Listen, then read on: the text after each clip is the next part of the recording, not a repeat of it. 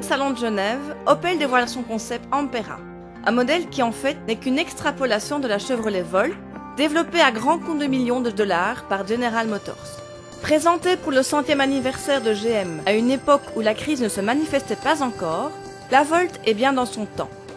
Principalement propulsée par un moteur électrique, elle dispose aussi d'un moteur thermique à essence qui n'intervient qu'au besoin en guise de générateur, ce qui distingue la Volt d'une hybride conventionnelle, qui fonctionne quant à elle grâce à la combinaison des deux types de moteurs.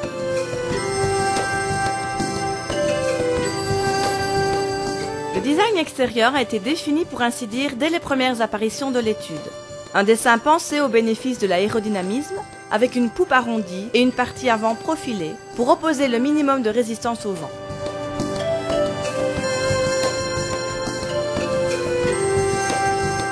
À l'arrière, c'est dans ce même but qu'un becquet a spécialement été dessiné. De type plug-in, cette Volt se recharge en énergie à partir d'une simple prise de courant électrique domestique ou à partir d'un petit générateur alimenté par la traditionnelle énergie fossile.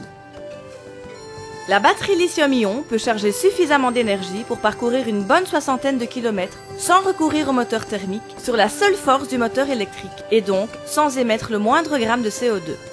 D'une puissance équivalente à 150 chevaux, le groupe électrique est capable de croiser à 160 km/h après avoir abattu les 0 à 100 km/h en plus ou moins 8 secondes 5. Dans l'habitacle, le confort est digne du segment premium et intègre notamment un système d'infomédia avec écran LCD tactile ou encore des connexions USB et Bluetooth. Les sièges sont eux aussi étudiés pour offrir un confort haut de gamme. Par ailleurs, GM annonce une large palette de couleurs et de garnissages. Pratique. Une vitre intègre la partie haute de la face arrière pour une meilleure visibilité lors des manœuvres.